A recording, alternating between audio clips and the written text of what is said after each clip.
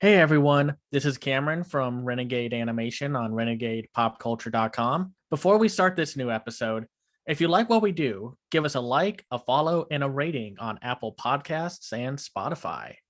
It'll help us get more viewers, and we will be able to do more of what we love, and that's talk about animation. Thank you, and on with the show. What's going on, guys? Welcome back to another episode of Renegade Animation on the Renegade Pop Culture Podcast Network. My name is Mike. I'll be your host for this evening. Joining me, as always, is the animation guru himself, Cameron. Howdy, howdy, y'all. And this week we have another 2021 catch-up. This time we've got reviews for Back to the Outback, Rumble, Hilda and the Mountain King, and SEAL Team. But first, we got a couple trailers to talk about. Some of these projects are really exciting, and one of them actually exists. Cameron, what do we got? What did I tell you the last time we talked about the movies coming out this year? Something was going to come out, either a trailer or some announcement saying, oh yeah, no, it's coming out this year. Let's talk about the Bob's Burgers movie trailer that popped up on January 10th and has a release date for May 27th. Well, it looks like a theatrical version of the TV show. It looks good, and it's really exciting to see a 2D animated film in theaters, even if it is based on a show, which you can feel how you want to feel about that on your own time. But it is great that a major 2D animated film is going to be in the theaters. And when it comes to the movie, I haven't really felt this excited since I saw trailers for the Simpsons movie way back in the mid 2000s. 2007. God, that was like an eternity ago.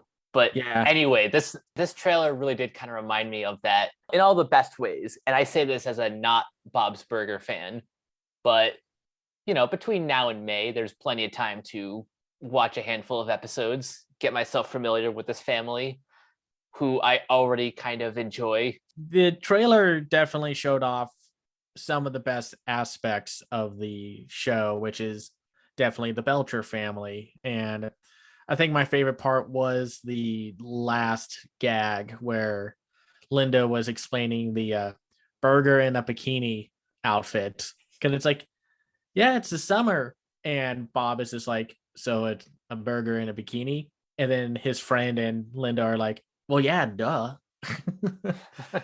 Again, I don't have much else to say. I'm very curious to see how this show translates to a feature length film. I liked the Simpsons movie. Haven't seen the South Park one in like a super long time. Same. But, you know, sometimes there are those movies based on TV shows where it does feel like a longer TV episode or like a three-parter shoved into one movie, like Teen Titans, Trouble in Tokyo, or the Paw Patrol film from last year.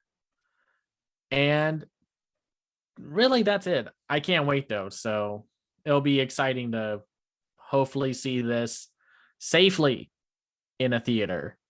I do not think they will try any last minute delays or shove it onto streaming, you know, but we'll have to see.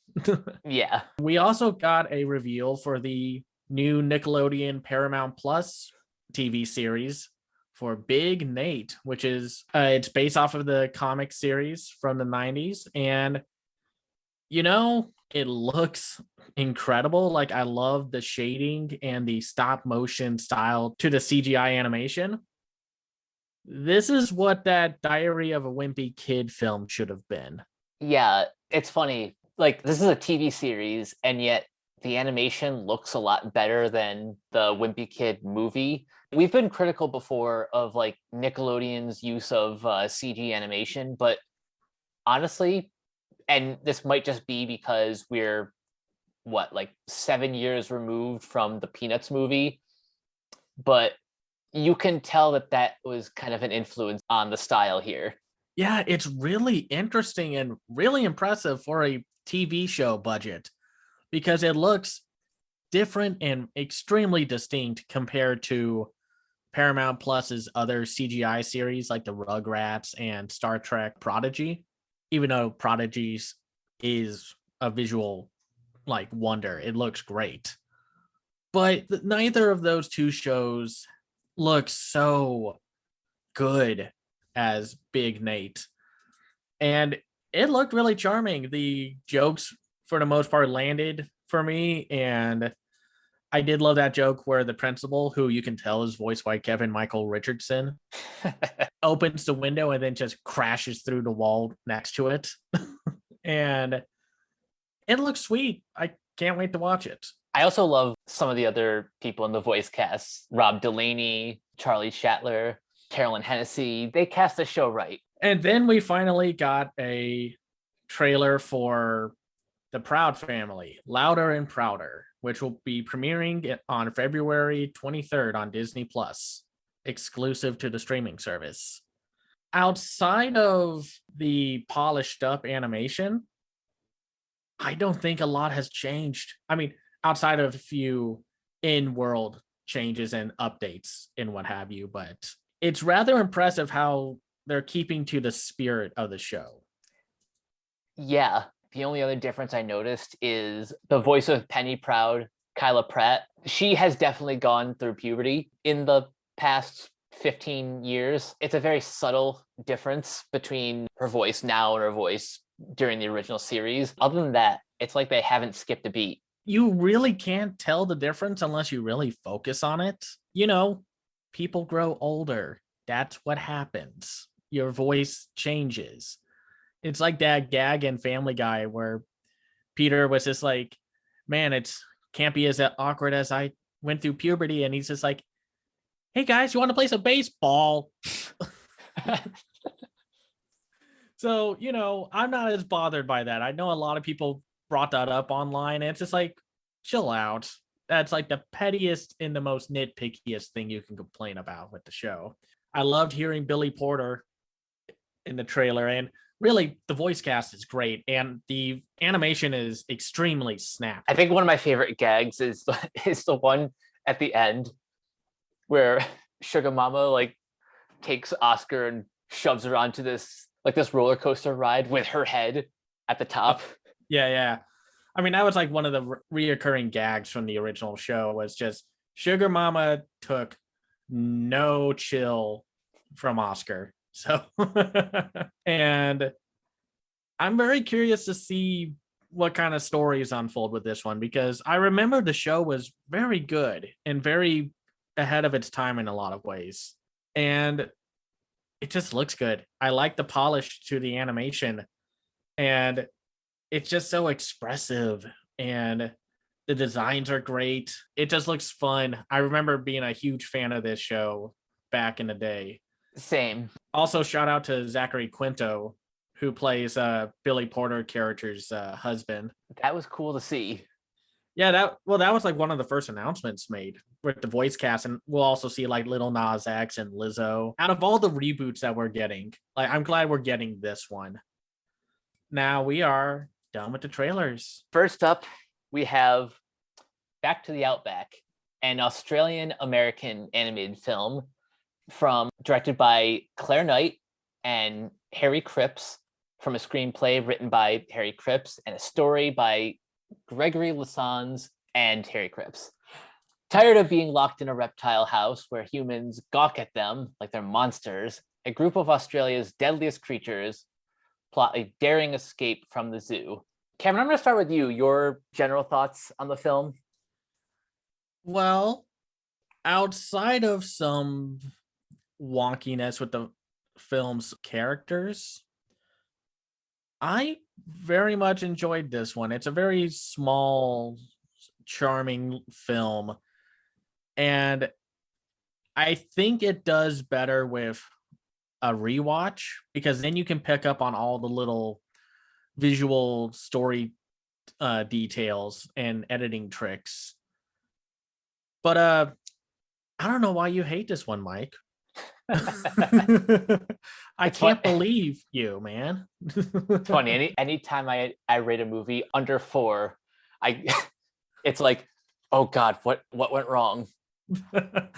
Oh gosh, welcome to the world of giving things ratings. If you give anything below an 8, oh Lord. It's like it All caused World War III or something. all kidding aside, I like this movie. I think it definitely feels like a directorial debut for better and for worse. But one thing that I did appreciate is the fact that the animal protagonists that we're following are not necessarily your conventional cute animals, but they say in the plot synopsis these are like Australia's deadliest creatures, and yet design wise they look adorable. What's funny is that like the wanted posters and like the little zoo info cards use the actual real life animal and like Oh yeah. well, except for Pretty Boy, the koala. That was probably one of my favorite little gags was when they showed the wanted poster and then it just showed Pretty Boy all frothing at the mouth in its cartoon form. Well, it's like we got a inland taipan, which is a very deadly snake, a funnel web spider, which outside of looking horrifying, is one of the most poisonous animals on earth. Thorny devils are just, don't pick it up. Obviously.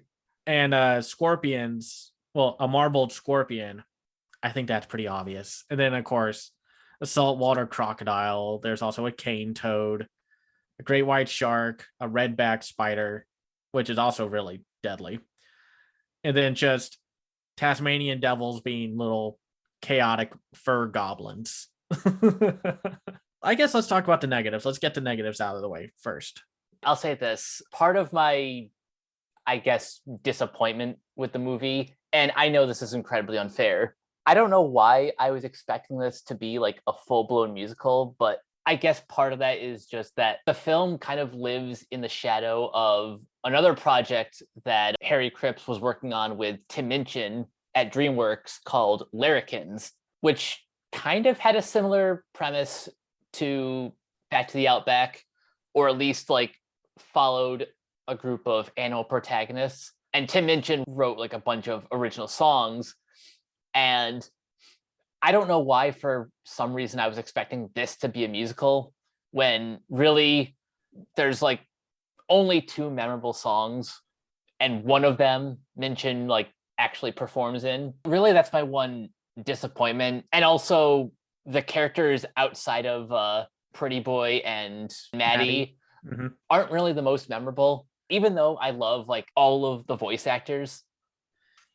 Yeah, no, this is a very good voice cast. We have Isla Fisher, Tim Minchin, Eric Bana, Guy Pearce, Miranda Tapsell, Angus Emery, Keith Urban, Jackie Weaver, Diesela Toraka, Kylie Minogue, Rachel House, Celeste Barber, Wayne Knight, Aislinn Derbez, and Lachlan Power. And I have to agree with that. I think that's the one major drawback for this film is, yeah, the side characters aren't as interesting. They have a little personality to each of them, but their story arcs about who they aren't really there. It's like some of them already have like a very completed and self-realized character about them. But really, Frank the funnel web spider couldn't have gotten a better plot than he needs to get laid. His was like probably the most one note. And it's a shame because I think Guy Pearce brings like this charm to the character. And it was very funny to see like that moment where Chaz, who's voiced by Eric Bana, throws a knife into a spider keychain and he just sees all the ooze come out. And you see Frank just be like, and then faint.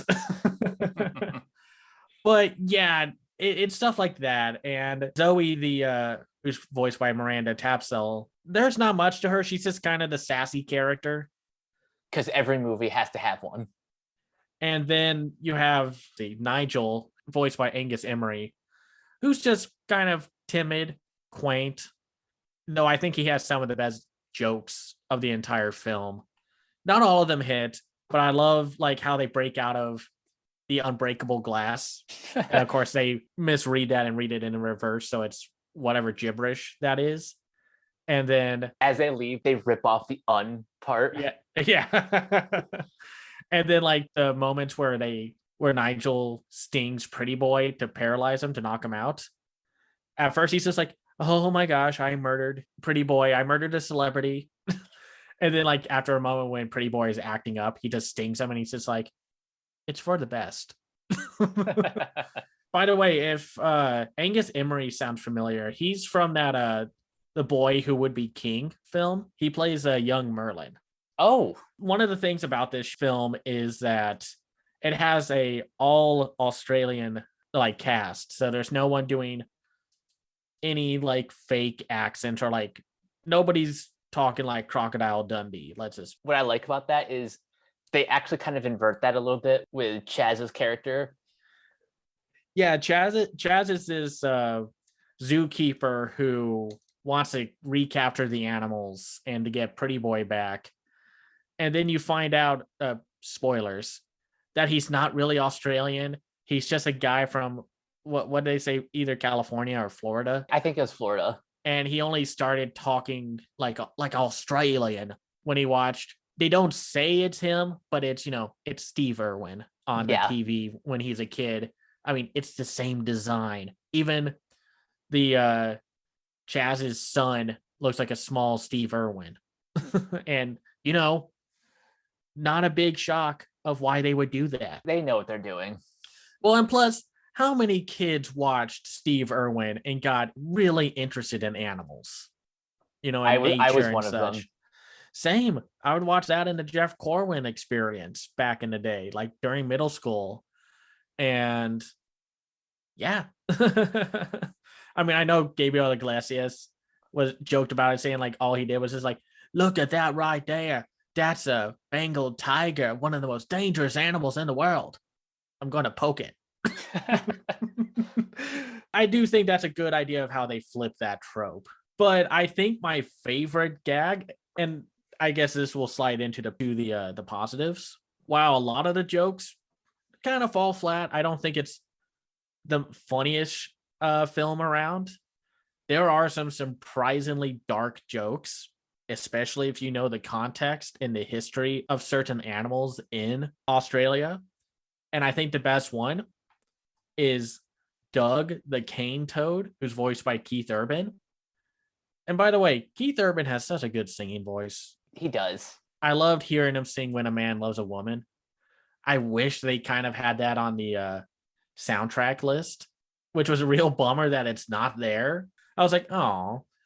And first of all, great character and like actor to put together, because this film's all about not judging someone on their outward appearance. Mm-hmm. And they're like, no human can sing like that. And they realize it's a toad. I don't know if you looked in the background when they're all talking about freeing Doug, and there's another toad that he's like crushing on. But cane toads were an infamous invasive species in Australia. Oh. So releasing them back in the wild was kind of dark. But it made me laugh because I was really into animals, and that was one of the stories you hear the most about cane toads, that they just overtook Australia, ate a lot of the wildlife there. I mean, like the bug wildlife. And right. So there are like small groups of people who do go out and hunt cane toads. I mean, that's what I kind of spotted. Like there are a few dark jokes here and there, and that's what I kind of dug about it. At least the overall charm of the movie and such. It's not the funniest movie that I've seen for this episode. It's when it does have those little dark humor, that's when it shines the most. Also, I really had a lot of fun with the third act, where the big Mad Max chase. Yep. And There are some goofy elements that I think work very well, like how they steal a fire truck. The firemen are just like, yeah, well, we shouldn't have taught Pretty Boy how to drive. And I do like the small little jab at Phil Collins. Yep. Oh gosh. I mean, there are some really charming moments about this movie. Now, I will say this film, like while it has its like dark jokes here and there, it has some dark commentary, or just like it's a film that's really heavy on like how these animals are discriminated against because of their nature, and just how deadly everyone portrays them. And they are. That's not like, oh, don't, like, you can pet and hug a funnel web spider. Don't. And I do think it is kind of funny. It's like, of course, half of the animals in this movie are dangerous. It's Australia. That's like one of the most common jokes of Australia. It's like, Australia, half of the things want to kill you here. I mean, great white sharks, box jellyfish, bulldog ants. Oh, those are the worst. But just a lot of the visual storytelling, like when Chaz is bringing out the dangerous animals, it's like species profiling. Let's just call it that. Pretty much, yeah. Because they're like claws and hands on the wall, and it's just like, oh, okay. They go there and they're not very subtle about it either. Subtlety's dead. And it's really sad for Maddie, who pretty much gets gaslit by Chaz. Like, because he makes her think like, oh yeah, show your fangs, you're going to be amazing. And yet she realizes that everyone is horrified of her, and then he treats her like garbage by like literally tossing her back in the box. I know. And then, of course, the saltwater crocodile Jackie wants to help the kid, like a kid who fell into her pit, and of course she's taken away in a cage back to the wild, and it's like, oh boy. Like, there are some moments that are like, huh. Like, one of my favorite moments is when you see them in the city and they're surrounded by all the humans. There's this one little trick that I like where they show someone looking through like the perspective of the animals from the humans either iPhone or camera, and they all look vicious and such, and then they pull that away and they're just like their normal selves. Yeah, they're like horrified. And like when they escape, the first thing the humans do is whack the coat that got thrown over them. It's like, geez, man. It's just interesting to see the tone go back and forward between like very quirky, very charming, very dark, like all over the place. And I just think that's interesting. I kind of love that, because this could have easily been like a very straight to video like plot with the designs and such, but it's just interesting, and I like that. I like when a movie goes the distance. Talking this out, I think there is a lot more to this movie than even I kind of gave it credit for. I think we can both agree that execution wasn't exactly the greatest, but we know that these two filmmakers, they have potential for greatness for whatever they do next. Yes, it is interesting to see this film come out like under the shadow of that one DreamWorks film that is in plenty of like graves in DreamWorks graveyard. And I think that's the most upsetting one, to be honest, out of all the companies that have one. This and Me and My Shadow that Edgar Wright was supposed to direct, those are the two that I'm the most disappointed never saw the light of day. We're going to do a horror film with Blumhouse. And I think Blumhouse got a little turned off when they realized that it was going to cost more than $20 million. I mean, no offense to Blumhouse, but they have a budget they like to stick to.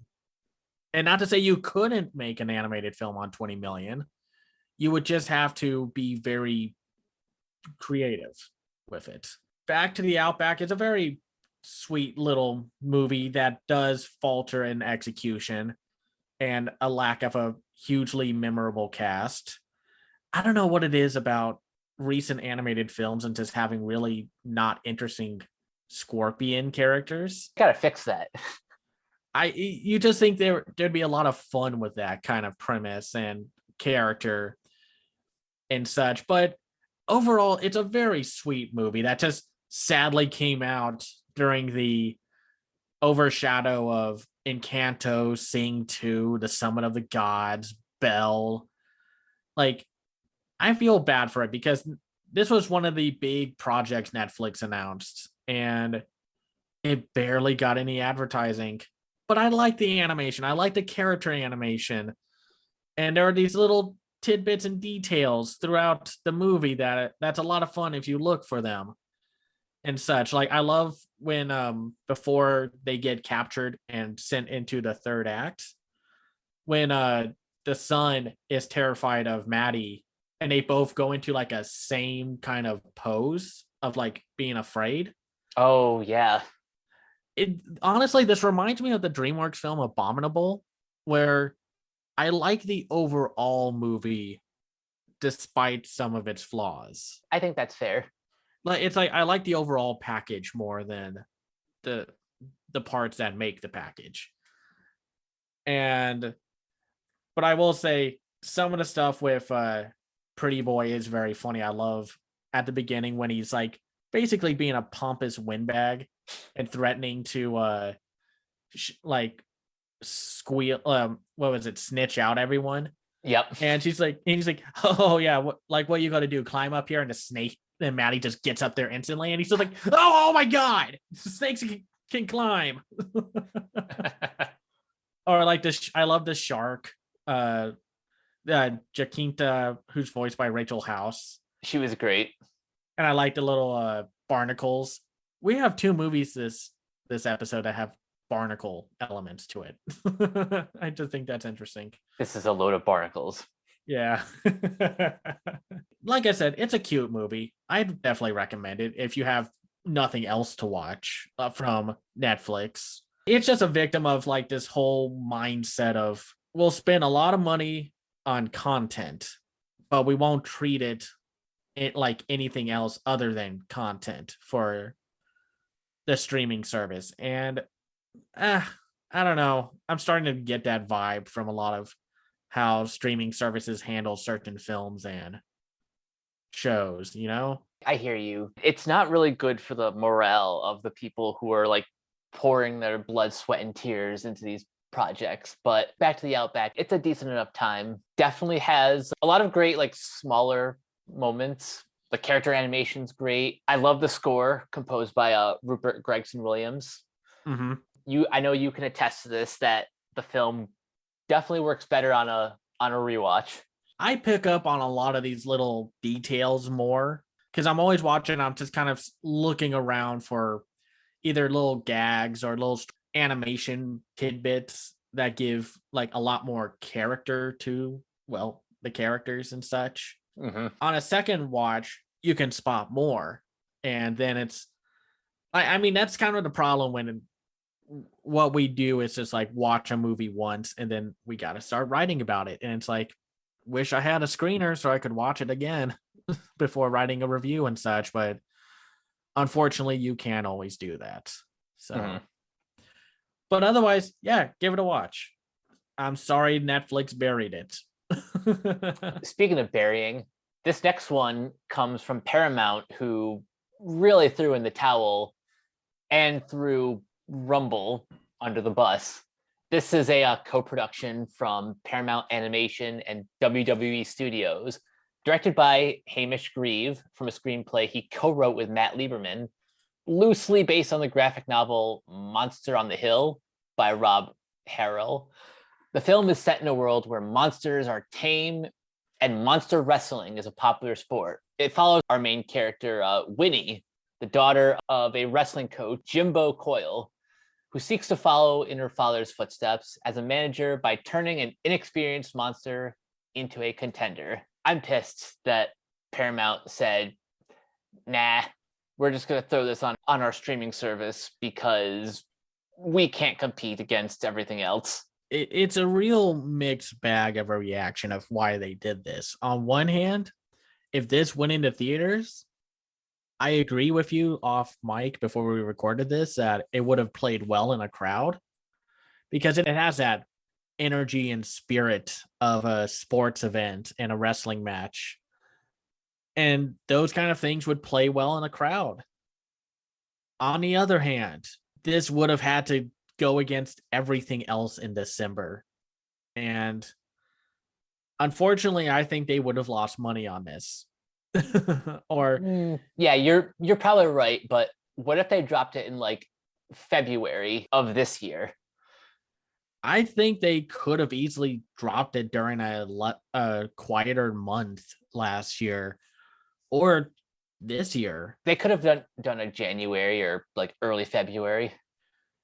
I think the problem is that I think we're just thinking, hey, we don't know how much longer this pandemic is going on. And like this was a little bit before the Omicron variant came out and decided to wreck everything. And I think they were just kind of counting their cards in the deck, and I don't think they had many plays left. And plus, they needed content for Paramount Plus. True. This is honestly one of those damn if you do, damn if you don't. And the only reason I'm so passionate about it is because ultimately I really enjoyed the movie. I really enjoyed this movie also. It was a real shock and surprise because we were kind of like with all the constant delays, well, it looks fine. If they have to delay it, so be it. But then it was just getting kind of annoying. It's just like, why are you hiding this movie so much? Like, stop delaying it. Release it during a off month or like a quieter month, like August or some period of time, like maybe in September. And they they dump it on in December. It's just a shame because this is a directorial debut for Harnish, and it's really rock solid for a big kaiju wrestling action film. Granted, I'm not fond of WWE being attached to it. I think you could have easily taken them out of the picture and the cameos from all the WWE wrestlers are, even if they are still there, or part of that organization. But I understand they probably fronted some of the money and it's a new original film, which of course scares the heck out of Hollywood like way too easily. I mean, yes, it's based off of the graphic novel, but it's loosely based off of it. You might as well just make it an original film. Basically. Or label it an original film. But as like this Rocky, but wrestling and giant monsters, I liked it. I think the heart of the movie is with the whole like carving out your legacy and the family issues that plague our main characters, with Winnie still grieving of the loss of her father, and then just the fact that her entire town is way overly reliant on kaiju wrestling, that if they don't have one, the whole town just tanks. That was a pretty surprisingly dark, inciting incident that just because one celebrity kind of leaves their hometown, it pretty much causes the whole town to go under. I think there's some commentary you can say about that right there. And I mean, like, I'm sure there are stories about this where it's like this one town had this one thing going for it, it left, and then it just wasn't the same ever since. I liked the dynamic between Winnie and, should we just say Steve or Rayburn Jr.? You can go with both. Yeah, so Steve is Rayburn's son, who's voiced by Will Arnett. And I liked the two of them together. I think Will Arnett is a funny actor, but I think a lot of his comedy is wholly reliant on the material given to him. But I think he works well here. I guess I don't think of him too much for having dramatic chops per se, but I liked his drama and his drive and just like his psychological issues of just like being the son of the great Rayburn and such. I mean, like, what did you think about our two characters, Winnie and Steve?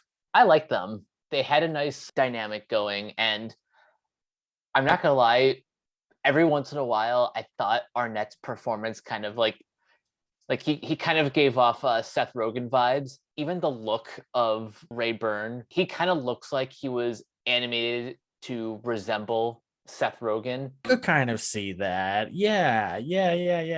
I am a little curious if Arnett wasn't their first option. That aside, I like their arc. And I like how they kind of develop their coaching style, the combining of wrestling with dancing. We'll get to why that's a negative in a moment, but for now, I think the strongest aspect of this movie is our main two characters. I also like our main villain, Tentacular, voiced by Terry Crews. I think he gives off a very intimidating and threatening vibe, especially when you find out his motivation. And he's kind of, snapped. Yep.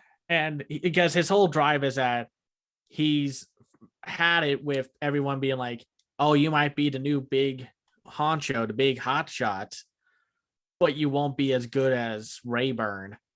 And he's taken that very personally. And that's why he wants like the whole small town that Rayburn is from to basically be demolished.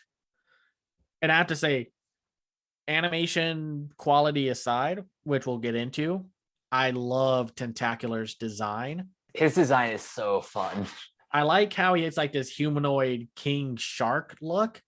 And I love that his tentacles like form like human arms.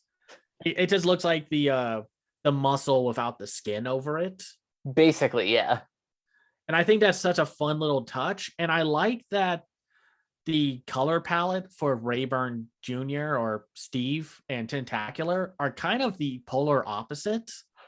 Yeah, and even the overarching theme of legacy is paralleled by Steve and Tentacular. One of them wants to, they both want to find their own path, but what one is just trying to carve out a legacy for themselves, while the other one is like completely destroying the past. Right. It's a smarter movie than you would think it would be, because I remember the first trailer came out and it had that weird fat shaming joke. Yeah, Rayburn's Jr.'s character, where it was just like, he might not look like it, but he has a fierce monster and competitor inside him. And then this one kid who probably had the worst voice acting of that trailer saying like, did he eat him? And it's just like, oh, great, fat shame the giant monster, you little punk. Like ignoring the fact that that monster could just step on you. Mm-hmm. And what did you think about the cast? Because we have a bunch of people here. We have Geraldine Viswanathan as Winnie. We have Will Arnett as Rayburn Jr. / Steve. We have Terry Crews. We have Stephen A. Smith as Mark Remy. We have Lights Out McGinty, which I love that design and look, voiced by Jimmy Tatro. By the way, that's if you remember that what was that DreamWorks show that we were kind of indifferent to last year? The Mighty Ones. Yep. Jimmy Tatro played the Leaf on that show. So that was him. His voice was bugging the daylights out of me because I was wondering, like, okay, who is this actor? I know him from somewhere. I was wondering the same thing because like he sounded so familiar. I couldn't place like a name with the voice. Yeah, no, it was very interesting trying to make to connect the dots. And he was also Thorpe in Smallfoot, the tribe counselor's son. Oh, yeah. Yeah. Yeah, now it's coming back to me. Yeah. And so we also have Tony Danza as Siggy. We have Susan Kelechi Watson as Maggie. We have Ben Schwartz as Jimothy Brett Chadley II, which, I'm sorry, he's just playing his Parks and Rec character in animated form. It's basically the same character. You're not wrong. He's just not the worst yet. Bridget Everett as Lady Mayhem. I love that name, by the way, Lady Mayhem. And it's like this giant bird kaiju. And then, of course, if we're going to have a announcer for a wrestling match or some kind of sports event, you got to have Michael Buffer. Of Which course. I'm sure he's just like, no regrets. I am only known for this one thing, and I'm going to milk the daylights out of it. You have Tony Shalhoub as Fred, the diner owner. Fred Melamed as the mayor. Greta Lee is the councilwoman. John DiMaggio as the tattoo guy. Oh yeah, that was fun to spot him. I was trying to find the voice actor for Ramarilla Jackson, the gorilla thing with the horns. Oh, that's Roman Reigns. Yeah. Lady Joseph Anoa'i. And then we also have like Becky Lynch as Axe Hammer, one of two female kaijus. Fred Tatasciore shows up. Carlos Gomez plays Jimmy Coyle, the main character's dad. And then Rayburn Sr. is voiced by Charles Barkley. Of all people. Some of these celebrity voice casts they make your head tilt a little. Like, huh? Okay. Though I did like seeing Brian Baumgartner as Clonk, the big pig monster that you see with Steve. And that was a very amusing sequence where it's just like he accidentally beats Clonk. And then I like Jamal Duff as Denise, the spherical furball monster, and how it just had that extremely deep voice for such a silly looking design. Carlos Alazraqui shows up. It's a very decent cast, but I will say, whatever you want to say about this film, it's one of the few major US action animated films that we have. Well, it's an action movie, but it's really following the sports formula. Yeah, but still, we never quite get major action animation unless it's like a superhero one like Spider-Man or Lego Batman, or it's part comedy. It's not like you go over to France or Japan or something like that where you can just be like, oh yeah, you want an action movie? Here, I got like 10 of them. We could use more variety in that regard. Yeah, and well, I guess the hot take of the day is because they keep reinforcing this part in the movie, and I think it drove you and me a little wild about like, oh my gosh, why is this a plot point with one of the announcers, where dancing has a lot in similarity and familiarity with wrestling. It's a performance. This is my one sticking point with the film is that, and again, I said this in my Letterboxd review, that it really only bothers me because WWE is attached.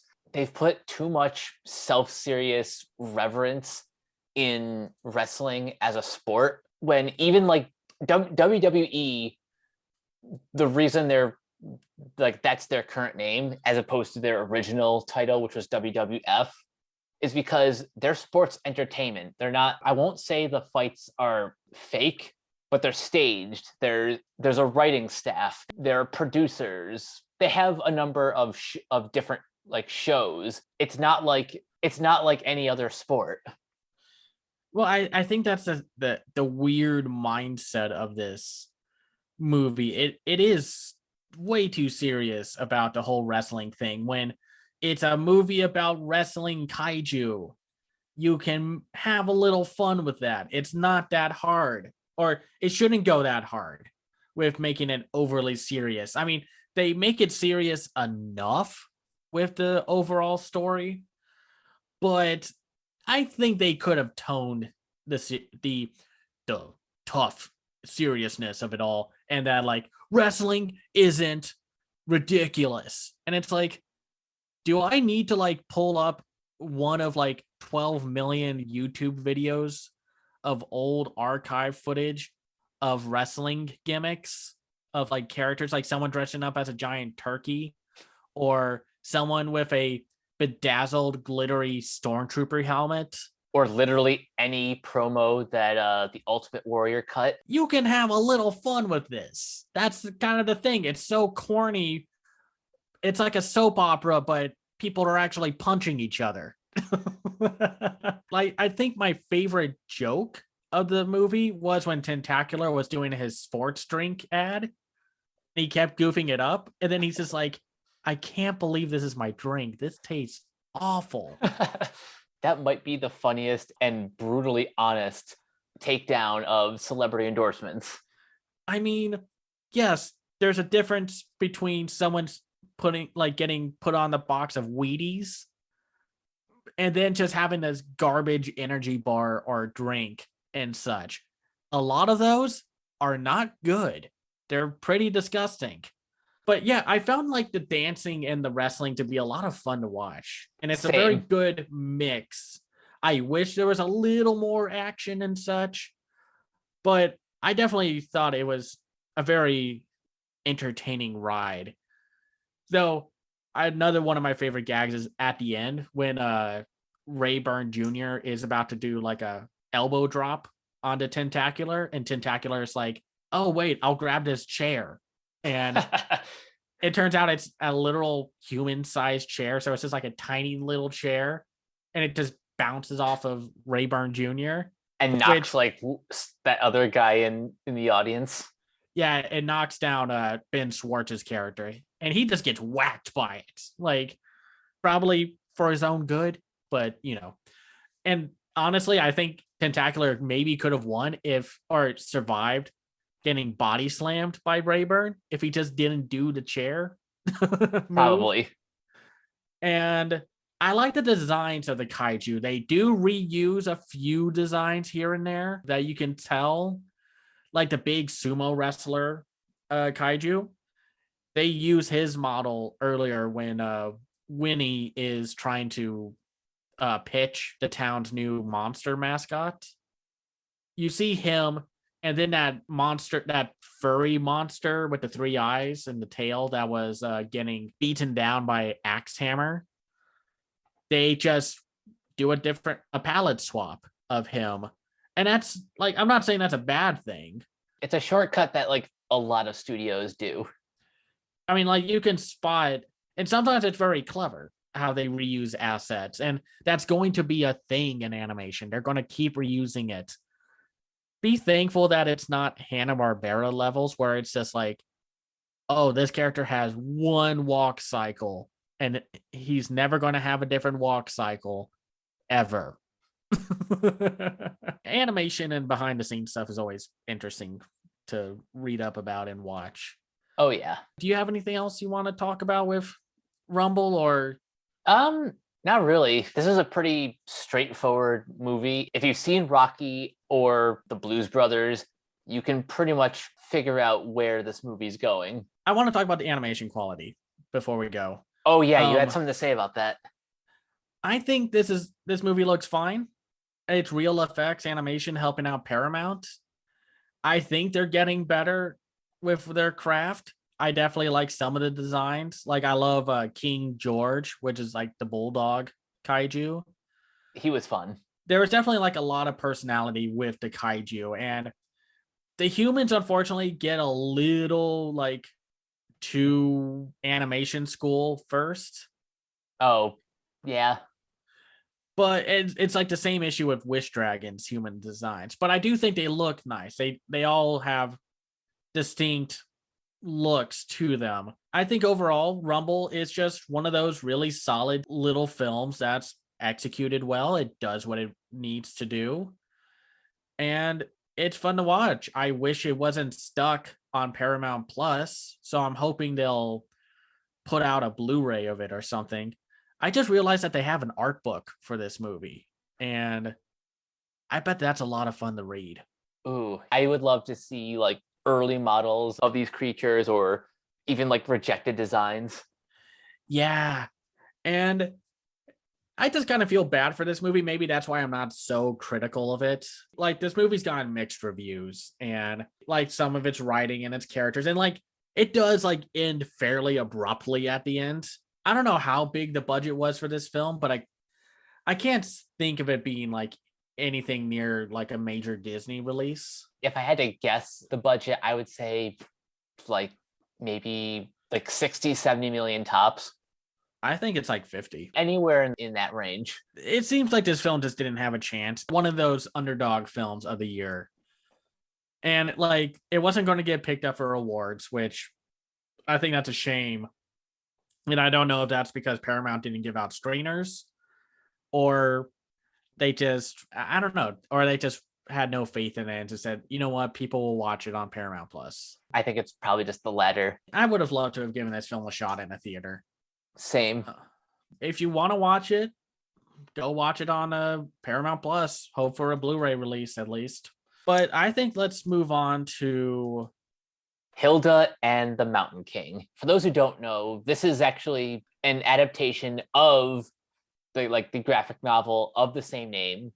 And by extension, this is also a direct follow-up to the Hilda animated series, picking up right where season 2 left off. When Hilda wakes up in the body of a troll, she must use her wits and courage to get back home, become human again, and save the city of Trollberg.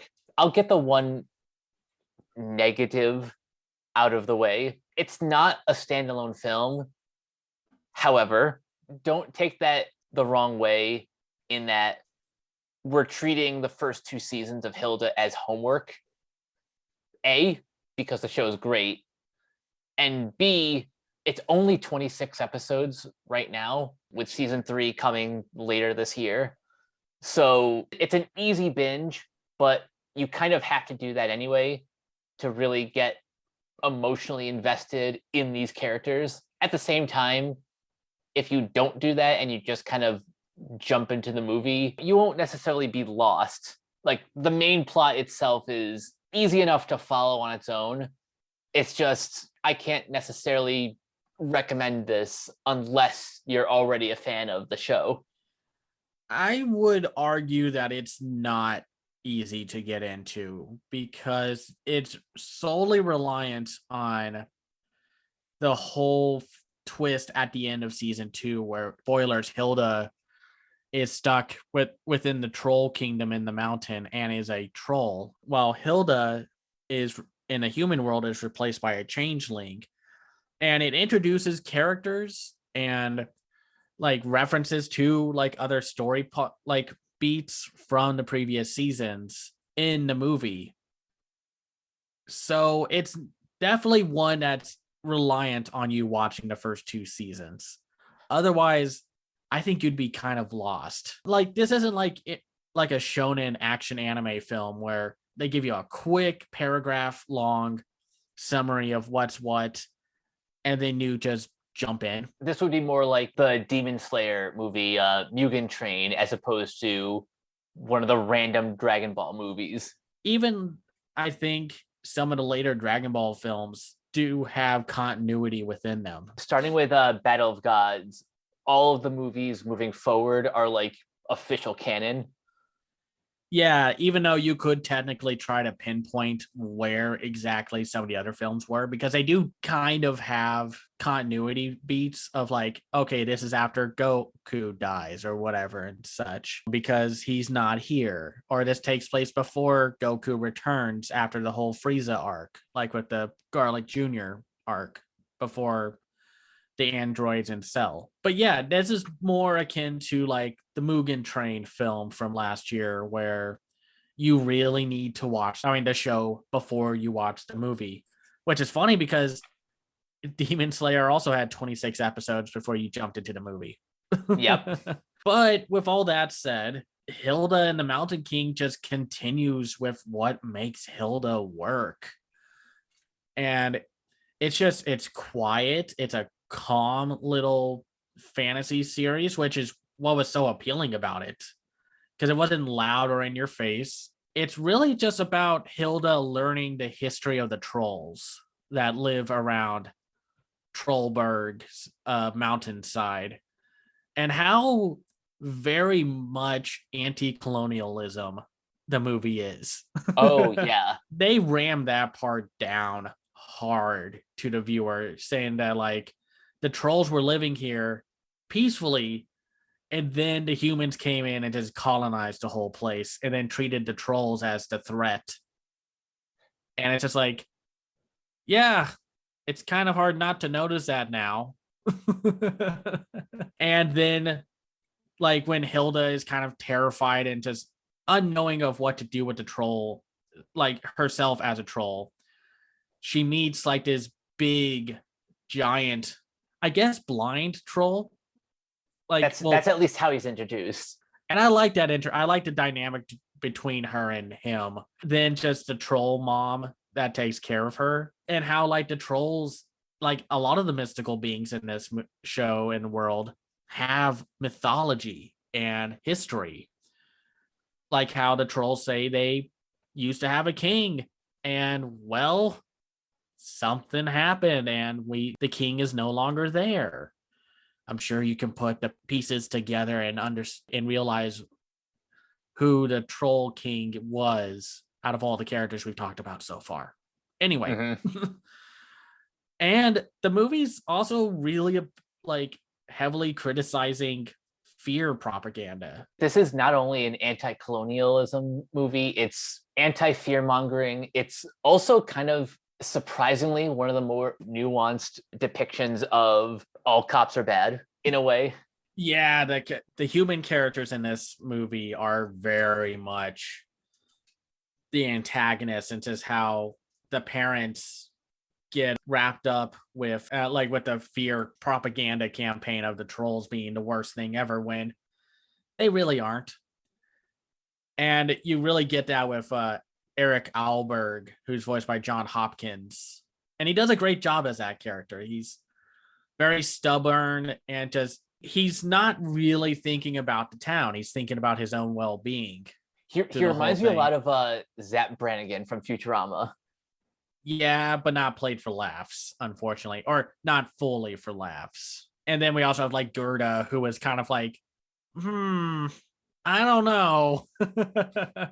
And she's played well by Lucy Montgomery. And of course, the voice cast, as usual, is great. Bella Ramsey as Hilda is just amazing as usual. Amira Falzon Ojo as Frida is great. Oliver Nelson is great as David.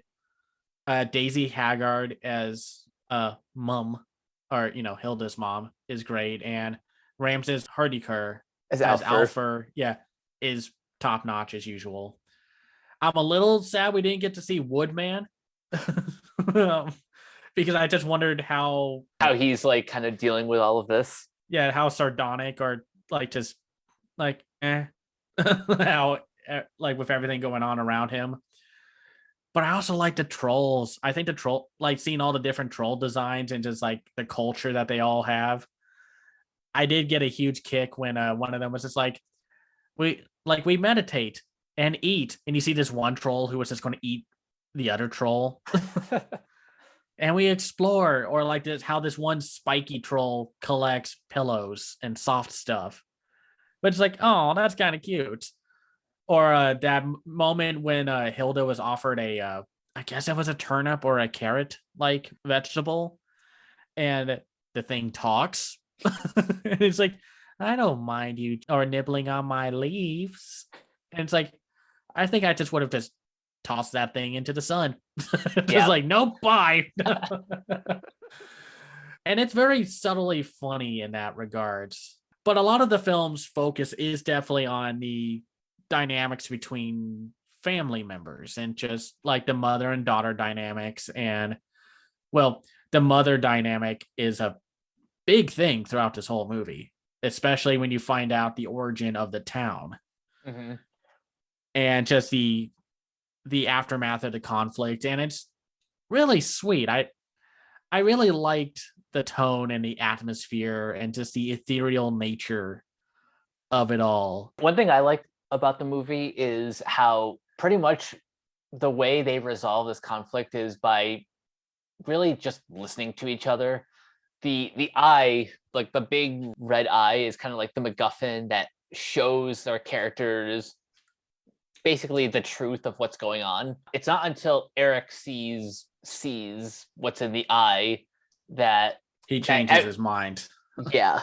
And that's like a really pivotal moment for that character, especially. Do you like the idea of Eric getting that sort of redemption? I think I do. I think it kind of works for him because it's like he was never like an outwardly evil person. He was just like radicalized by like the fear of the mystical beings and creatures that are surround Trollberg, and was just there for, you know, fame. Like, I don't think this is like one of those cases where it's just like, no. They do not give the villain a redemption arc. Or like that Pro ZD video where the bad guy they were fighting joins the good guys, and the main character's like, I don't know about this. Then one of the characters is like, oh, but look, he's got a funny mustache now. He's totally okay. He's like, but guys, he murdered my entire family. It's not like that situation. I think it's more earned here. I think one of the few things I will criticize the film for, and it's kind of like my issue with Batman Mask of the Phantasm. It looks great, but it doesn't look any different than the show. That is actually a fair point. I mean, on one hand, the show looks great already. That's like, you're already starting on a base that's already strong. But there has to be more than just doing a widescreen format. And it is meant to be a smaller film. But I was hoping there'd be like you know, like how you watch the opening of the movie, like during that credit sequence. Mm-hmm. I was hoping for more of that throughout the movie instead of this being just a TV movie-ish setup. I think like part of the problem with the lack of an animation upgrade is that both this and the show are on Netflix. So it's like, I don't know if there was like just not really an incentive to step up the animation for the film, as opposed to this being a movie is really just like giving this specific story room to breathe, as opposed to starting season 3 with an adaptation of The Mountain King. No, it does. And when I think about TV shows that get a movie adaptation, I think it's something like what was it? Like DuckTales and the Magic Lamp. Yep. And just how distinct that one looked. It looked like one of those older Disney films from like 20 years ago from that period in time, where it had like a more sketchy art style, like pencil style, and or how the easy trope of doing it now, you add shading. Here with this one, it's just more of the same, and I think that's a good thing. But I can understand people saying like it's a movie, but it doesn't have any of the upgrades that go with it outside of widescreen. But it's still like cohesive as a series and such. I just think, you know, don't go into this expecting it to be the next big animated feature that Netflix is making. This isn't like an over the moon big deal animated thing. This is really just an extension of the series, but that being said, we both love the series, so by recommending this movie, we are by extension recommending the series. These criticisms of it not feeling movie like are very minor. The only one that I still stand by is just, you can't watch this movie on its own. You have to watch the series first. But man, when some of the shots do work, they really do work. I loved like when Hilda meets, what was his name? Trundle, who you find out later is the Mountain King. Just with the crystals and such and the cave around him. Or like when Hilda's hiding behind a rock, you see the eyes glow. Or just the little animation details, you know, my favorite thing with the different trolls and such. Oh yeah. I think some of my favorite sequences are the first time we see inside the eye. Yeah. That sequence was just stunning. Yeah. So I think it's like I said, it doesn't take full advantage of the movie format with a huge grain of salt because there are still a lot of great visuals. I love main title sequence when you see the giant troll looking down at Hilda with the walking stick, who you actually do see in the movie. I'm curious to know if like the backstory behind that one troll, because he felt the most distraught over the results of Trundle's actions and such, because he puts his cane down and then leaves. Oh, right. Now I'm kind of curious to see how the third season goes. Goes on from this. It's like, okay, so the trolls now can go among the humans, and Hilda and the creator of the show confirmed on Twitter that that last shot of Hilda, it confirms that she is a year older. So time did move forward. Yep. So we'll just have to see what happens with the third season. I can't wait for it. This was a really good movie and definitely one of the better franchise films. Certainly. And I have no idea what season 3 is what the story is going to be moving forward. All I know is that after Hilda and the Mountain King, there are like 1, 2, 3, 4, 5. There are like 6 other graphic novels that they can stories from. Yeah. No, it's probably going to be a really good season, or like final season, which I'm kind of bummed that we're going into a new tradition of every good show ever gets 3 seasons. But you know what?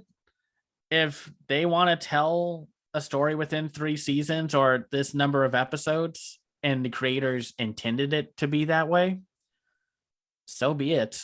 You don't want something like Hilda to go on forever. I would rather have a definitive ending than either no ending or series overstaying its welcome. One Piece. Yeah. Oh, well, One Piece is actually ending soon. So it actually does have an ending coming. So I think honestly, it's more like a better comparison would be like Crayon Shin-Chan or something, Oh, where jeez. or even worse, case closed. That case will never be closed. No, I can't believe that show's been on for as long as it has been. So Seriously. We now have to move on to our final film of the night and my personal favorite, SEAL Team. So this movie came out at the very last day of last year on December 31st. And we did a trailer reaction talk for it. And of course, we thought it looked pretty funny. And we were all hoping that it would go the route of just going the distance with how goofy its premise and the pun title is. And it did it. Yep.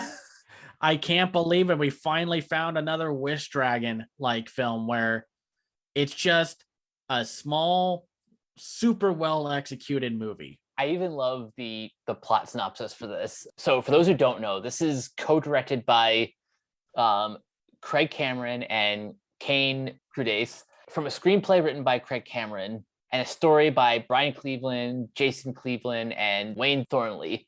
After his best friend is killed in a shark attack, Quinn, a lovable yet tenacious SEAL, assembles a SEAL team to fight back against a gang of sharks overtaking the neighborhood. But this merry band of international SEALs are not at all trained for such a mission. They seek the help of a much more skillful combatant, Claggart, but even his tricks and flips can't whip these guys into shape. However, with a little bit of ingenuity, intelligence, and a lot of heart, our SEAL team may actually be able to bring peace back to their undersea community. So this is really just an 80s Saturday morning cartoon, but with modern sensibilities. So a good 80s cartoon.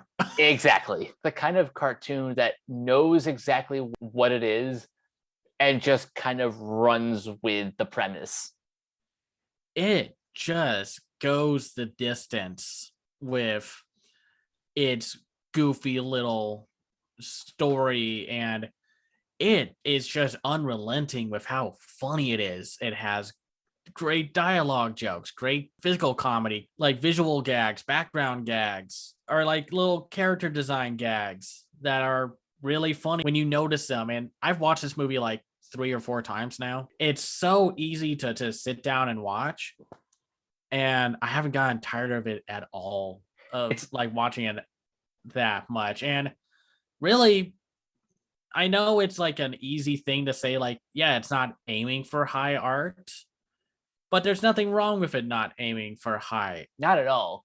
If you want to just like, if you just want to riff on like a very cliched story arc, you just go ahead and do that. As long as you stack the deck with like all of the best voice actors like J.K. Simmons, Matthew Rhys, Kristen Schaal, Kate McCucci, Matthew Mercer, Richard Stephen Horvitz as probably one of my favorite of the shark henchmen.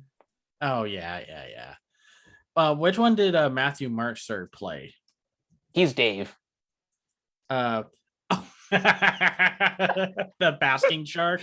Yep. Hi, I'm Dave.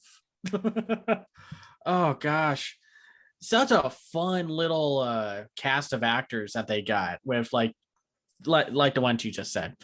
Also Seal. Oh yeah, playing an actual seal. And listen, that's an easy, obvious joke. Who cares?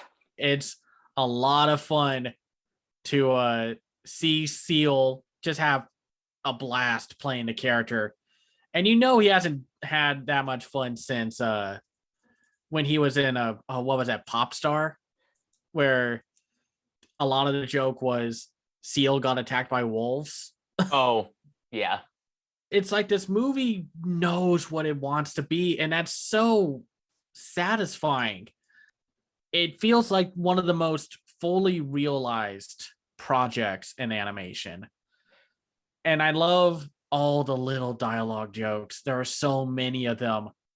Like I could take up a lot of this podcast just talking about my favorite gags. This movie and Hot Fuzz are probably tied with like the most amount of jokes just like constantly thrown in your face. Like I love the little gag about the Russian sardines called the Zardines. That was great. And well, again, you got a seal voiced by Seal, and the seal elder gives the main character a barnacle, saying like there are no sharks out there. Now have a barnacle, and he just like slaps it out of the elder's hand, and then you see it go off into the distance and hit someone in the background. I love physical gags like that. Or like when the sharks are chasing out the seals and at the beginning of the movie, and Horvitz's character gets like stuck, and then the big doofy shark is like, man, you should see the look on your face. You got stuck in and then he hits a rock. Or like when they Horvitz's shark goes inside the other shark, and he's like, well, no wonder why nobody wants to go in your face hole. It's disgusting in here. Or like when our main character and his friend get like escape like 100% from the sharks. You see the big sharks spit out the smaller shark, and you see Horvitz's character go like shake his fin in the air. Like there are these little details here and there. Like this team had so much fun. Oh yeah. And I love seeing that. That's why I'm so, oh my gosh, everyone needs to watch this movie kind of mode. Or like when J.K. Simmons is talking to the main character, and it's just like ever since I've been on the team, this has been like the most important thing ever taught to me. And then he's just like, a photo? What? No! Like a team. So you're saying that I should get a seal ensemble? And he's like, you want to sing? A seal club. You've obviously never been into the Arctic. And which is a very dark. We have 2 animal films this episode that have dark animal humor. Yeah.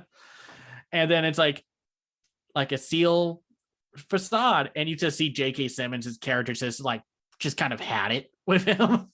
and just tosses him off the boat. Or like the reoccurring gag from Dolph Lundgren's character, who's a dolphin, just named Dolph. Mhm.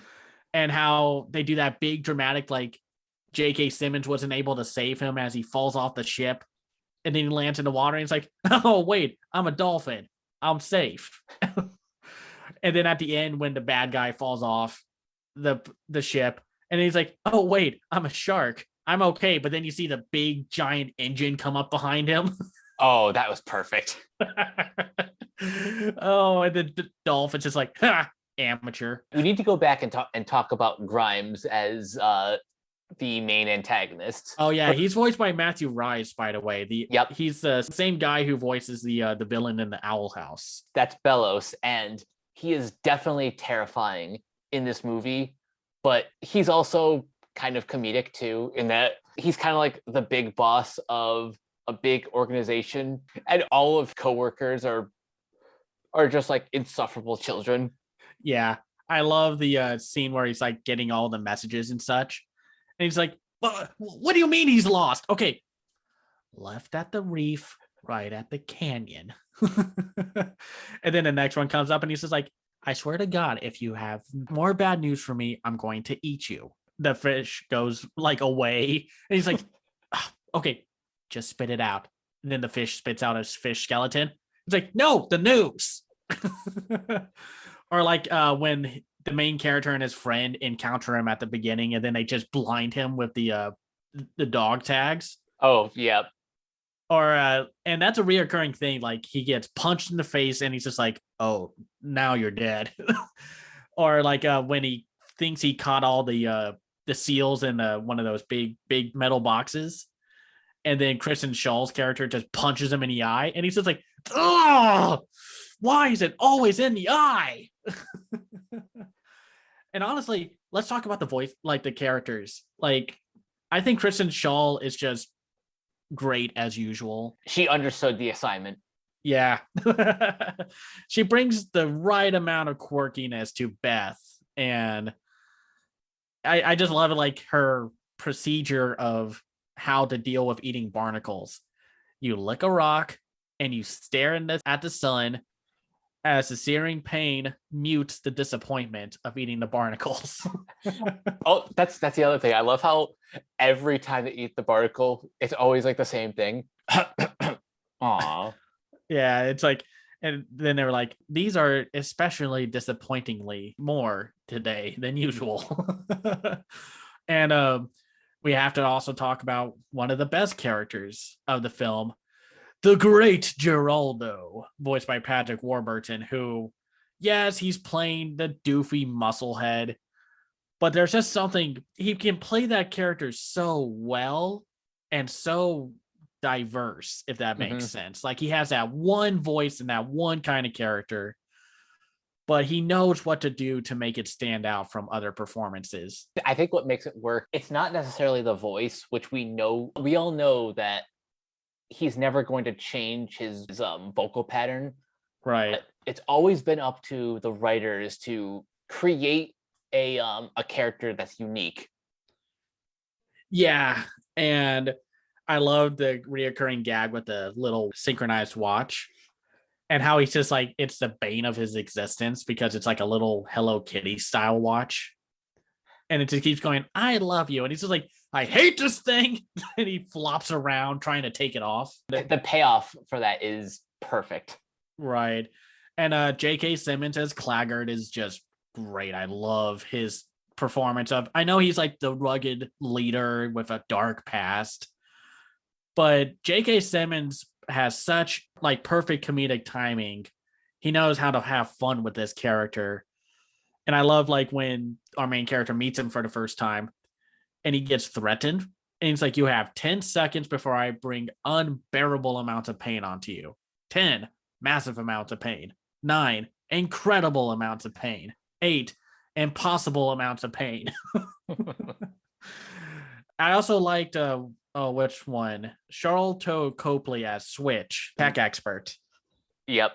And I love the gag of his imaginary friend Echo. and then they actually play that gag of just like he's not actually lonely. There's actually someone there who just has a very echoey voice. Oh, yep. All of the jokes in this movie are they have the best setups and payoffs, and none of them overstay their welcome. Did you have a favorite joke? I think one of them was the octopus suit. Oh yeah, activate the octopus suit. And now it was just like, oh wait, sorry, they like it when you do the voice, and he starts doing all the sound effects like.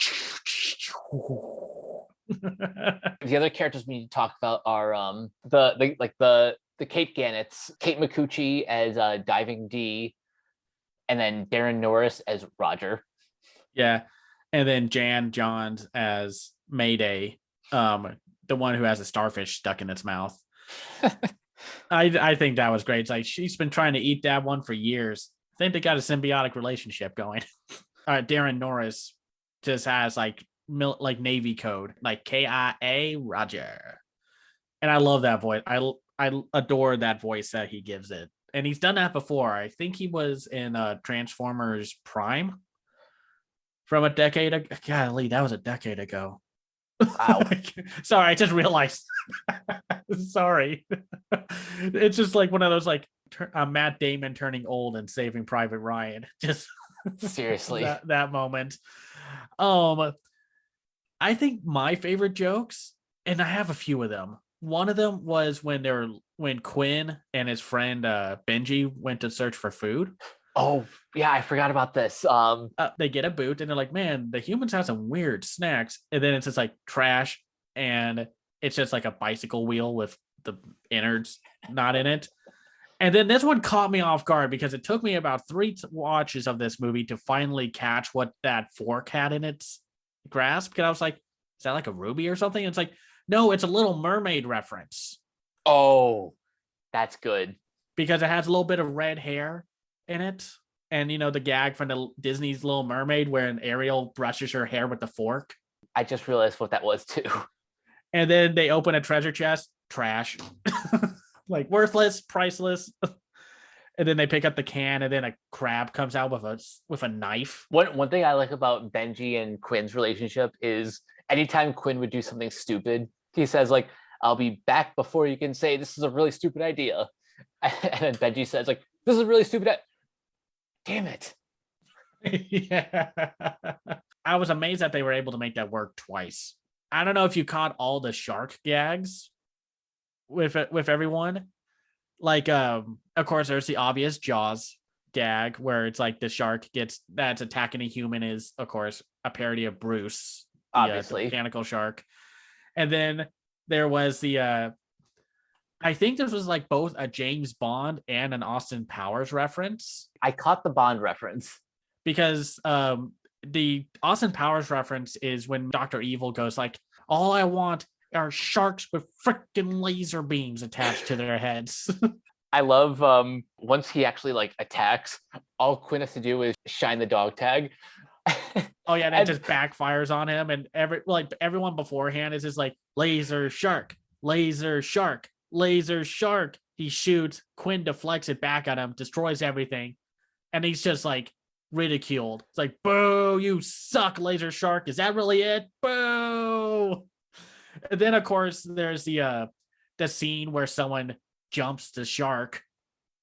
Oh, I don't know and when the shark got the news about the seals taking down a shark, he was like, that's ridiculous, while making fun of course, lampshading the whole jumping the shark. That's great. I love little jokes like that. And there's one later when all the sharks are getting together. It's a blink and you miss it gag, but one of the sharks is talking to the other, and it's just like, yeah, it was just really weird. This tornado came down and a bunch of us got caught in it, obviously making fun of Sharknado. And another gag that I love from the sharks is like, it's like, man, we're all stuck in here. We're like packed in here like a bunch of, and then you see a container that says sardines, and then it's just like some kind of fish. Like they're avoiding saying they're packed in there like sardines. Every single time a joke is like inverted like that, I always get a kick out of it. Oh, it's just like it's nonstop, and the action is surprisingly good for this. The action is genuinely great. I'm pretty sure that this is another directorial debut. Wow, we've had like three of those in this podcast alone. We did. Wildly impressed with the choreography of this. Also, when we meet the what is her name? The Magnificent Jing. Oh, that's a great. I love when they meet the harbor seals and they're all just like bloated, overweight seals that just eat French fries. And they're like, well, now you've done it. Now we must summon the harbor queen. And then she comes out, beats the tar out of everyone. And then you realize that the Jing was the one who got Geraldo out. The action with her is great. And she has literal swordfish as swords. That's yeah, perfect. And I love like they have pufferfish mines. I love that the clams are like grenades, even though they just like really just snap onto you and not explode.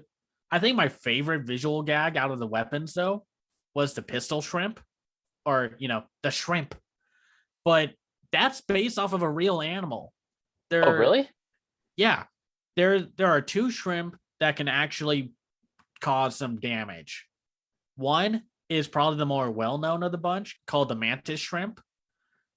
They're those really vibrant colored shrimp that you sometimes see in nature documentaries. They're called thumb splitters. They have like a really hard punch. And I mean it, they punch. And it's mostly like to knock out animals or to like crack open a shell. And there's a reason why you can't get them as pets, because they actually will split your thumb in half. Oh, wow. And the other one that, because of course, when we see the shrimp, it's treated like what's the Men in Black one? The noisy cricket. Yeah. Where it's just like it's a tiny little gun, but then it packs the punch of an RPG getting shot. The situation there is there's a shrimp called the pistol shrimp. And it actually does that thing where it causes like a compressed air bubble to shoot out at its prey. And there's another reason why you can't keep these as pets in a fish tank. They're infamous for breaking the glass. So I think that's kind of like the great thing about that visual gag. It's really not that hard of a gag to get, if that makes sense. They got really creative with the visual gags in this movie. Oh, there's just all these little details. We probably could have just talked about this as its own podcast on. Honestly, like this is definitely one of those movies where I would have loved to see it in theaters. I understand like why. No, I take that back. I have no idea why this went to Netflix as opposed to, some other studio picking it up for theaters. Maybe it's because it's not necessarily from like one of the major studios. So there was just like nobody who was available to, or no one was just interested in giving it a wide release. So that's why it just fit better on Netflix. But I would have killed to see this in a theater. Because the animation is great. It has that faux stop motion look. And we've seen a couple of those films now. Even like the Big Nate show has that kind of faux stop motion look to the CGI. That Sponge on a Run film had that look down. And like we've seen like Into the Spider-Verse use lower frame rates, which is, I'm assuming that's what SEAL Team does. I don't think it would have done well in theaters, but man, it would have been so fun to see this on there. It's just a shame that, it got picked up by Netflix, but you don't release something on the last day of the calendar year, and expect people to just like, this is a problem that Netflix has where like it's all quantity versus quality. And Triggerfish have done a lot of great work. If you've seen the Oscar-nominated Best Animated Shorts a few years ago, one of theirs got nominated with Revolting Rhymes. Ooh. It was the same year that IOU. What was that one? It was the Pixar short that was in front of Cars 3. I think it was called like Lou or something. Like, it was like the lost and found stuff.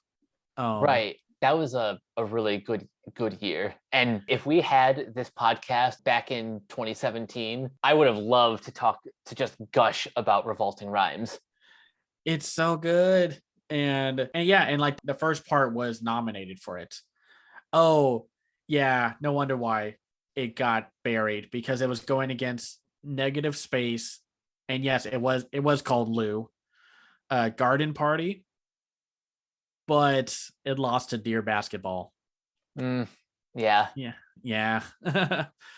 But yeah, Triggerfish has a really good team working there, and I know that they have a few more traditional CGI films, but they got some stuff coming down. They have two Disney Plus shows in the Yep. work. Kazadimoto, which will be out later this year, and Kaye, which will be out in 2023.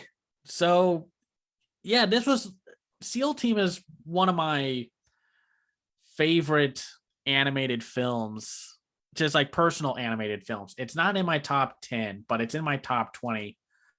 It's just behind New Gods, Neza Reborn, and Luca at number 13. If this was like maybe last year, I think that it would have easily like gone into my top 10. But and we didn't even talk about all the great jokes, like the fake soap opera gag, which Oh my god, that killed me. yeah, or like the we left a lot out. Yeah, but So that's the thing about comedies. You can't. These are the hardest movies to review, even a rave, because we don't want to just give everything away, but at the same time, we have to kind of inform you of what the movie's about, why we love it, and why, at least speaking personally, I would love to see either a traditional sequel or a 13 to 26 episode animated series of like just like SEAL Team doing, the typical Saturday morning cartoon adventures. but with the spirit of this film, like just Exactly. like bring the same energy to it, because I don't want to see a downgraded version of this. Oh hell no, you gotta maintain that momentum. Yeah, and like I said, I want to talk about some of the other jokes in here, but I can't. You just go watch this movie. It did not deserve to be released under the radar on the very last day last year. Please watch this movie. It's so just entertaining, and I think and everyone could watch this movie and find some enjoyment out of it. Indeed. Now, speaking of enjoyment, a lot of my two of my big recommendations for this week they pack a similar level of enjoyment. My movie recommendation is Smallfoot, the Warner Animation film from I think 2018. I bring this one up because right now, as we're recording this, my hometown is expecting like a dump of at least 5 to 9 inches of snow. So I was put in a winter mindset and thinking back to everything I loved about Smallfoot, from the cast to the animation, and the fact that this is, a surprisingly great movie musical, including probably one of my favorite musical sequences with Common, a hip hop villain song called Let It Lie. Oh, that one's great. And for my other recommendation, this is kind of a tease for the next fresh takes on Organoid Zero. We're covering an anime called Akame ga Kill, which is a group of like assassins called the Night Raid, whose mission is to pretty much take out all of the corruption from the imperial capital. I've seen like the first 3 episodes and I'm already in love. Awesome. For my recommendation, I'm gonna tease more of the anime season as we go about it, with 2 shows that I think are great. I'm saving one of them for another recommendation for next week, but it could easily go as one of the ones to recommend. And now, just a kind of update. Man, does the fantasy genre kind of suck this season. There are so Oh, many bad anime in this category, and it's a shame because there are a few that are actually kind of interesting. Like Life with an Ordinary Guy Who Reincarnated into a Total Fantasy Knockout, while having some elements that I'm kind of curious to see how people react to it, is actually kind of solid. And there are some elements to it that are really amusing, but I can't fully recommend it until I see more of how the story unfolds. Now, the one I can talk about and recommend is The Genius Prince's Guide to Raising a Nation Out of Debt. This is the one that we were all kind of like hoping to see back in summer 2021, but then we realized like, oh no, we got the worst version or like the worst of the two shows because they're kind of similar. But The Genius Prince's Guide is more like, picture Ron Swanson being in charge of all of Pawnee from Parks and Rec and just selling the whole town and then just leaving. That's what this show is about. It's about a prince who everyone is rooting for to save the kingdom and the nation that he's in. But all he wants to do is sell off the nation and just leave, just bail. And you'd think that this would be a very hard premise to pull off, but it's very funny. And it's got kind of a cynical, mean-spirited streak to it, but it's a lot of fun because a lot of the jokes are at the expense of our main character. ooh, that does sound fun. Yeah, so it's like anytime he tries to think like, we'll do this, we'll sue for peace and everything will be good, all of his plans backfire. The army actually does well, the ambushes go well, and then he does something like, we can do this and we won't be able to pull it off. But then they pull it off, and he's just like, great, thanks. And luckily, it's not a harem anime. And despite some of the designs that are going on and how many female characters are going to be in this show, it doesn't look like it's going down the route of the realist hero, which, like, if you did not like this show, this is the better alternative to it. Now, the other one that's kind of similar, and I had to kind of go through a few shows to get to this one. It's called Miss Kuroitsu of the Monster Development Department. And this one's on Crunchyroll. The Genius Prince is on Funimation.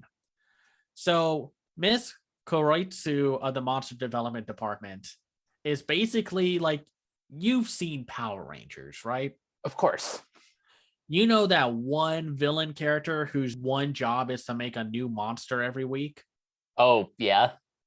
This is that show. It's a workplace comedy that is all about the monster creator. And it combines that element with the stress and strain of working in terrible work office conditions, of trying to pump out a new original monster every single week.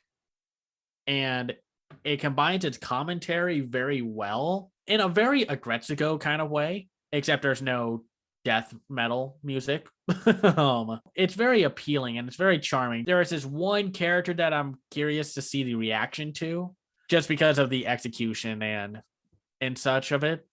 Because, anime sometimes tries to think, oh, this will be funny. And then it's like, oh, no. Oh. But I think it's, well, I can't tell, but there's enough to it that it is delightful, and it's full of like deep cut tokusatsu show Easter eggs, Oh, nice. and there's a very fun little dynamic between the main hero that they're fighting against and her, and then the fact that like the first monster of the week that you see is hilarious, and just having to pitch the monster every week, the pitch being torn apart, saying like, well, it's like, okay, well, great, you want to do all this, but can you get this done within a week under this budget? And it's like, maybe. But yeah, I recommend that one also. It was a very surprising little gem. And it's kind of interesting because we're getting kind of another tokusatsu parody show next season with what is it called? Love After World Domination. Interesting how tokusatsu is becoming more a subject for parody in anime. Not like it's never happened, but it seems to be more like, more noticeable. and it's never just like and it's not just a one-off gag. These whole shows are like, their foundation is making fun of like Power Rangers or Kamen Rider or whatever and such. We'll just have to see how this one goes. I'm hoping that a lot of these shows that I'm enjoying this season don't fizzle out or go like to a like an area where it's like, oh well, never mind, it's too late to turn back. They failed. But yeah, those are my 2 recommendations. Awesome. So a little bit of preview for next week. Next week will be our first like real discussion of 2022 material. We've got Hotel Transylvania, Transformania. We've got a Netflix anthology called The House. We also have from Funimation, Sing a Bit of Harmony, and we got Riverdance from Netflix. Bit of a variety there. Yeah. No, that's the thing I like about doing these podcasts. We have a ton of variety of things to talk about. So, but until then, Cameron, where can everyone find you online? You can find me on Twitter at twitter.com/camseyeView or at camseyeView. I run my own website called camseyeView.biz, where I review animated films and shows from around the world called The Other Side of Animation. I also have a Patreon at patreon.com/camseyeView. If you like my work, you can support me that way. And you guys can find me on Twitter at Captain K42. You can check out my quick thoughts on letterboxd.com/CoachK42. And you can find me in all the various Facebook groups just at my name. You can follow Renegade Pop Culture on Facebook and Twitter at Ren Pop Culture. Look for us on Podchaser. And as we said up top, you can check out all of our podcasts on Anchor, Spotify, Apple Podcasts, wherever you listen. And last but not least, everything can be found at renegadepopculture.com. Need an escape? So do we. That'll do it for this episode of Renegade Animation. We will catch you guys later. Peace out.